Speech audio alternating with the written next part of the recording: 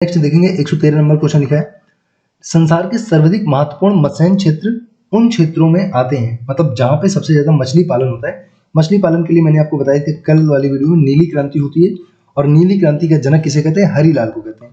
नाम है नीली और जो जनक है इसके हरि हैं।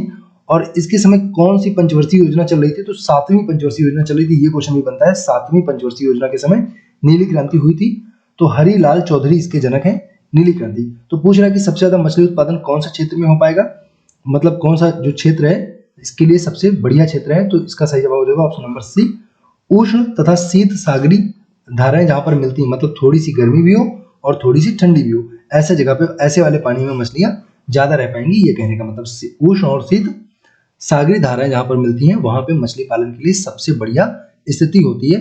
ये चीज समझना है, ठीक है। और अभी थोड़ी देर पहले जो चावल वाला मैं क्वेश्चन आपको बता रहा था, छत्तीसगढ़ बता रहा था, वहां से आपको ये भी ध्यान रखना है कि 75 से लेके 200 सेंटीमीटर वर्षा की आवश्यकता होती है चावल की खेती के लिए, धान की खेती के लिए 75 से लेके 200 सेंटीमीटर वर्षा की आवश्यकता होती है। अगला क्वेश्चन देखेंगे। हाँ जी, जस्ट वेट। कह रहा है कि जनगणना 2011 के अनुसार दिए गए विकल्पों में से लिंगानुपात का सही आरोही क्रम क्या है? आपको आरोही क्रम बताना है। आरोही मतलब क्या होता है? आरोही बताना है आपको, इंक्रीजिंग ऑर्डर बताना है, इंक्रीजिंग ऑर्डर, बढ़ता हुआ क्रम बताना, बढ़ता हुआ क्रम बताना है, इंक्रीजिंग ऑर्डर। तो बताएंगे किसकी बात कर रहे हैं? यहाँ पे लिंगानुपात की बात कर रहे हैं, सेक्स रेशियो की बात कर रहे हैं। तो सेक्स रेशियो आप देखेंगे जरा 2011 की जनगणना के अनुसार सबको मालूम होगा मुझे लगता है, आरोही मतलब बढ़ता हुआ क्रम बताना है। तो सबसे कम हरियाणा राज्य की थी, आप सबको याद होगा।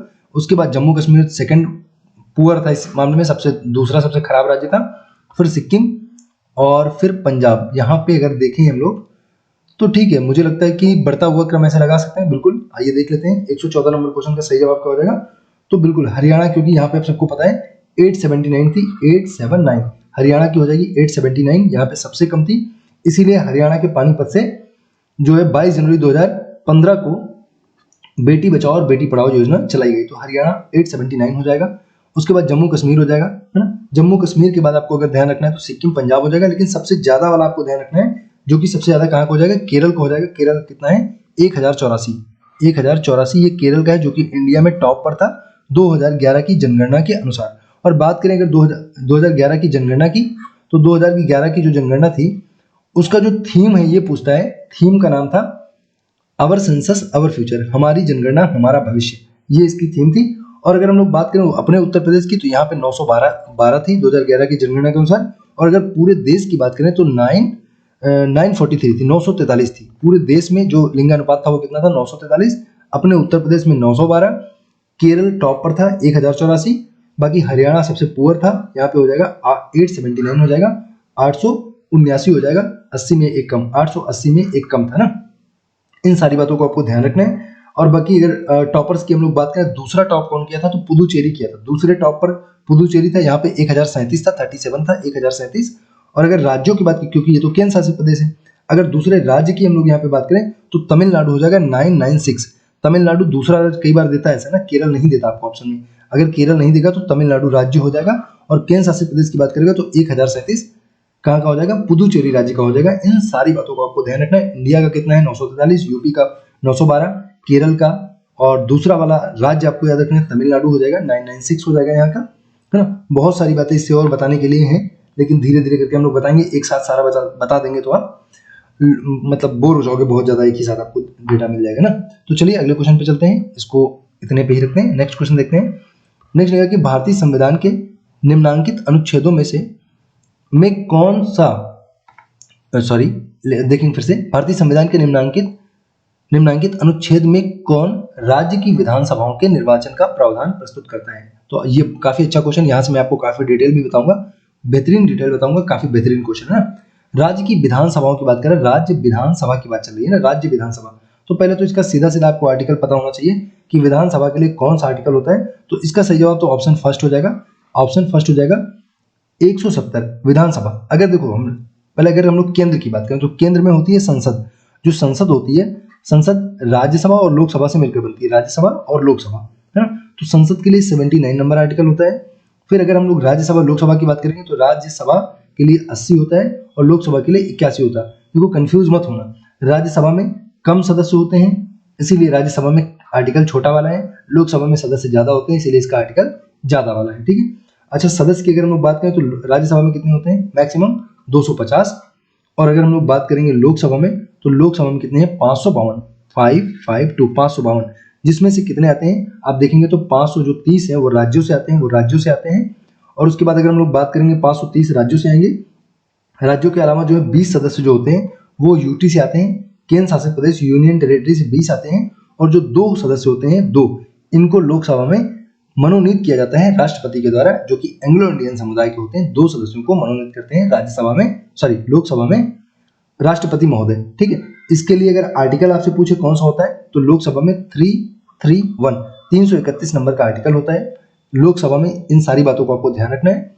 आर्टिकल 331 में एंग्लो इंडियन की बात की गई है, जो कि लोकसभा में 2 होंगे, कौन नियुक्त करेगा, राष्ट्रपति करेगा, इन सभी बातों को ध्यान रखना, ठीक है ना। और यहाँ से कोई क्वेश्चन बचा, हाँ बचा।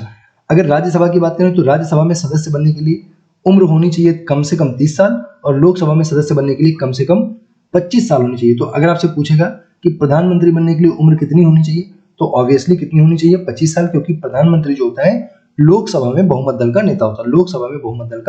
नेता होता है, प्रधानमंत्री। इसलिए प्रधानमंत्री बनने के लिए 25 ईयर की उम्र होनी चाहिए, क्योंकि वो भी तो लोकसभा का सदस्य होता है ना। तो इन सारी बातों को आपको समझना है, ध्यान रखना है।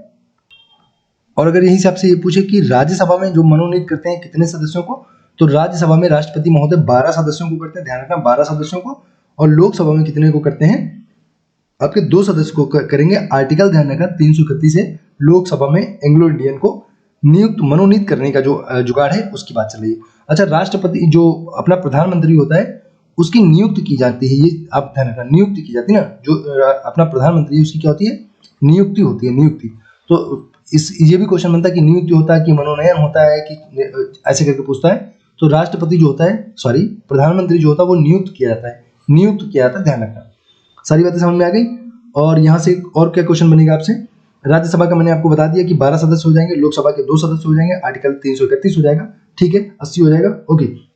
फिर आइए हम लोग बात कर लेते हैं। अच्छा, एक चीज और, काफी कंफ्यूजन में लोग हैं कि जो यहाँ पे है 552 सदस्य होंगे कि 550 सदस्य होंगे, इसमें लोग कंफ्यूज हुए पड़े हैं।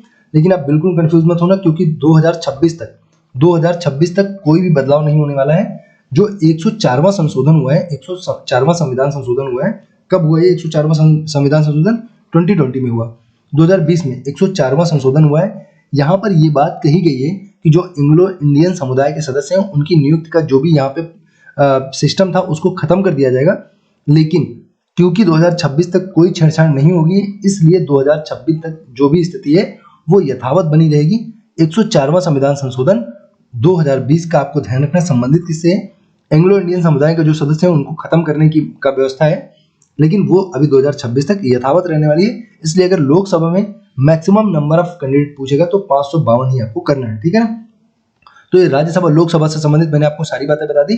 लोकसभा एक आपको पता है निम्न सदन कहलाता है और राज्यसभा उच्च कहलाता है, और राज्यसभा का कार्यकाल 6 साल का होता है, लोकसभा का कितना होता है, 5 वर्ष का होता है। इसका विघटन कभी नहीं होता, आपको पता है, तो सबको मालूम है, कोई समस्या नहीं है। प्रत्येक यहाँ पे आपको पता है कि 2 वर्ष के बाद क्या होता है, 1/3 जो सदस्य होते हैं उनको बदल दिया जाता है। तो ये सारी बातें आप जानते हो, कोई समस्या नहीं है, बस एक बार मैं आपका रिवीजन करवा रहा हूँ चलते चलते ना।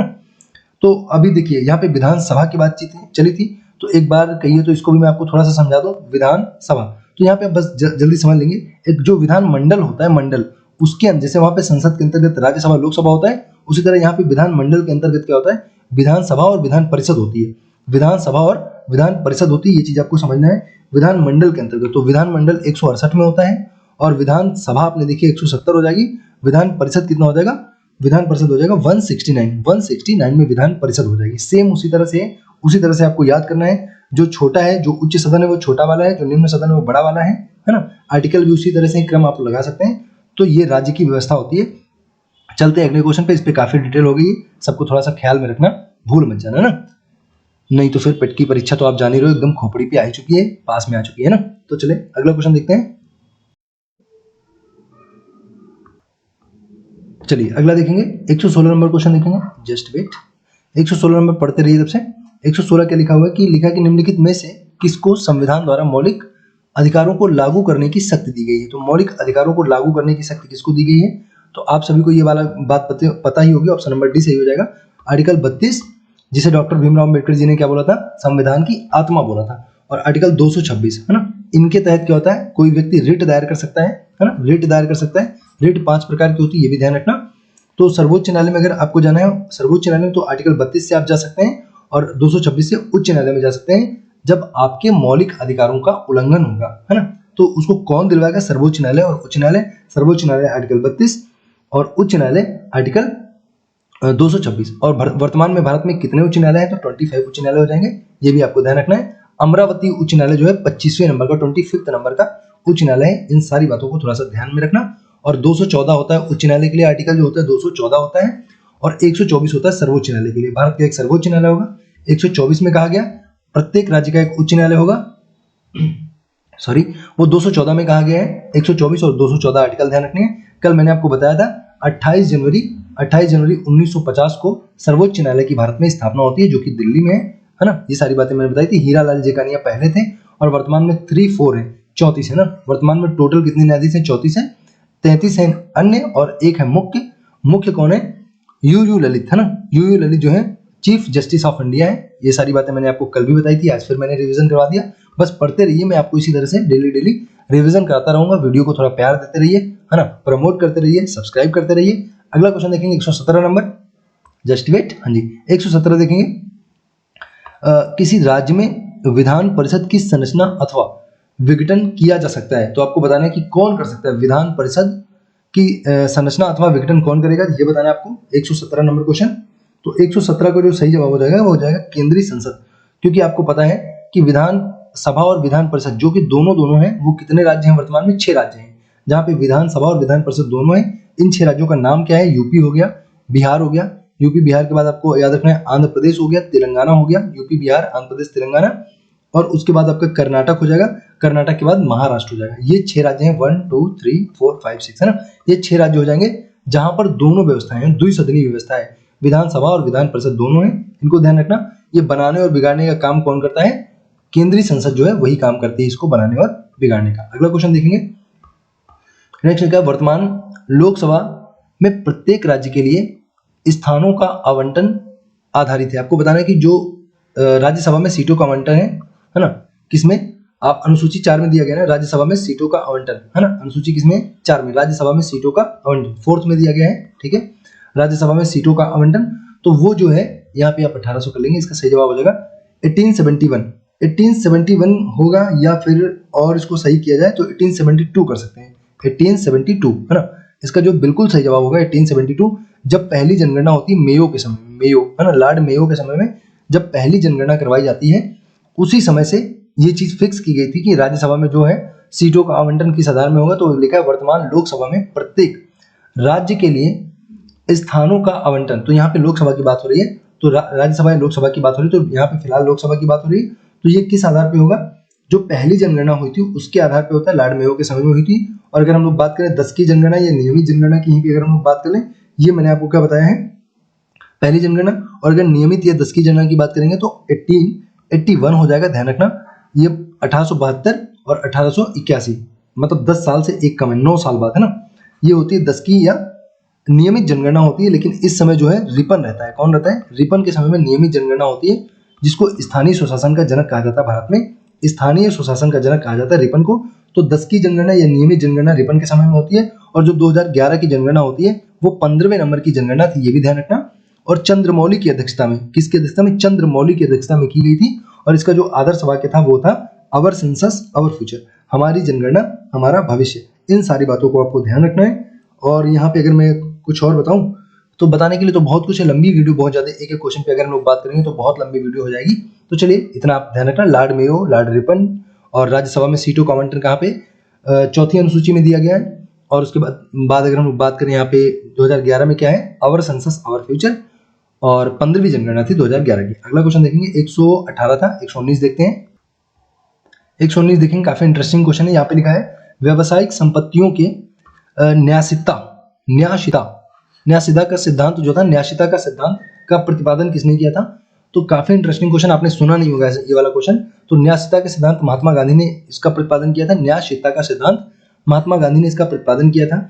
और ये क्या था, इसमें ये कह रहे थे कि जो लैंड लॉर्ड होते हैं, जो मालिक होते हैं, एक तरह से जमीन के मालिक होते हैं या किसी संपत्ति के जो मालिक होते हैं, उन मालिक के साथ साथ गांधी जी का कहना था कि उस पर जो काम करने वाले लोग होते हैं, जो मजदूर होते हैं, जो कृषक होते हैं, उनका भी कहीं ना कहीं उस पर समान अधिकार होता है, उसी प्रकार का अधिकार होना चाहिए। जो मालिक हैं, जो लॉर्ड हैं, जो लैंड लॉर्ड हैं, उन लोगों को मतलब ये नहीं सोचना चाहिए कि वही इसके मालिक हैं, जो उस पर काम कर रहे हैं, जो मजदूर हैं, जो श्रमिक वर्ग है, उसको भी गांधी जी कहते थे कि वो भी कहीं ना कहीं उसका समान रूप से मालिक है। तो न्यायशीलता का सिद्धांत महात्मा गांधी का यही था, आपको समझ के रखना है।